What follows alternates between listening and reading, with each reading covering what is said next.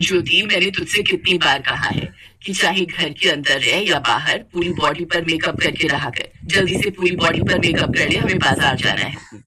ज्योति ने पूरे शरीर पर मेकअप किया। मेकअप करने के बाद वो किसी परी से कम नहीं लग रही थी। दोनों माँ बेटी बाजार में घूम रहे थे।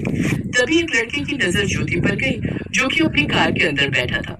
पहली नजर में उसे ज्योति पसंद आ गई, पर उस वक्त उसने कुछ नहीं कहा। माँ, ये अचानक बारिश क्यों होने लगी? जल्दी से घर चलो वरना मेरा मेकअप धुल जाएगा। शॉपिंग करने के बाद दोनों माँ बेटी घर आ गई। कुछ दिनों बाद वही लड़का एक पंडित जी और अपने माता पिता के साथ ज्योति के घर आया। आंटी अंकल, मुझे आपकी बेटी बहुत पसंद है। कुछ दिन पहले मार्केट में मैंने इन्हें देखा था। इतने में ज्योति चाय लेकर आ गई। ज्योति ने फुल बॉडी मेकअप कर रखा था, इसीलिए वो एक चांद के टुकड़े की तरह चमक रही थी। ज्योति के संस्कार भी आदित्य के परिवार को पसंद आ गए और दोनों की शादी हो गई। बहू, दरवाजा खोल। आज तेरी अपने ससुराल में पहली सुबह है। आज मुंह दिखाई की रस्म भी है और पहली रसोई भी। ज्योति कमरे के अंदर मेकअप कर रही थी, इसीलिए वो जल्दी दरवाजा नहीं खोल रही थी, क्योंकि अगर बिना मेकअप के किसी ने भी उसे देख लिया तो रिश्ता टूट सकता था।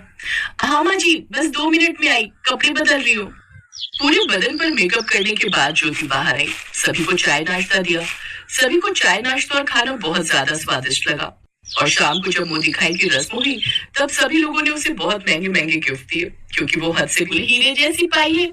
जितनी ज्यादा लोग उसकी तारीफ कर रहे थे, ज्योति मन ही मन उतना ज्यादा घबरा रही थी। एक दिन जब ज्योति बाथरूम में नहा रही थी, तभी उसका पति आदित्य कमरे में आ गया। अरे ज्योति, अभी तक तुम नहीं नहा पाई? जल्दी आओ, मुझे काम पर निकलना है। मेरे पर्स, मेरा टिफिन जल्दी से दो आकर।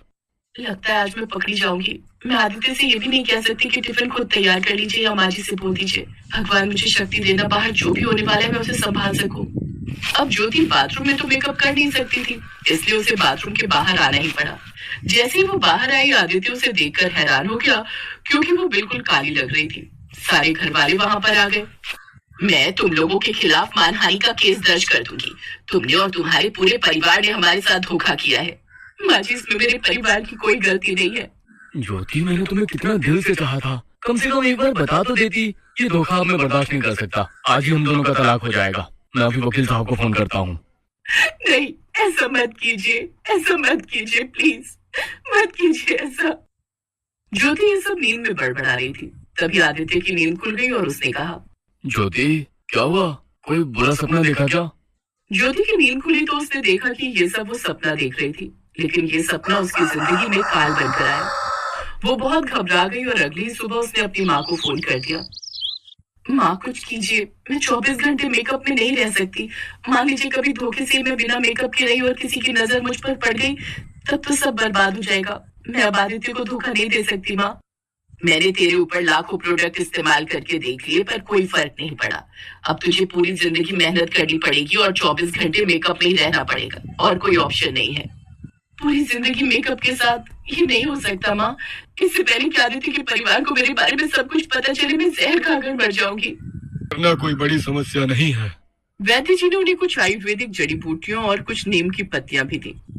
इस डिब्बी में इन पहाड़ियों से निकली हुई जड़ी बूटियों का मिश्रण है, जिसे गर्म पानी के साथ हर रात सोने से पहले पीना है और इन पत्तियों का लेप बनाकर चेहरे पर लगा लेना है। बाबा, अगर ऐसा हो गया ना तो मैं दोबारा आपके पास आऊंगी।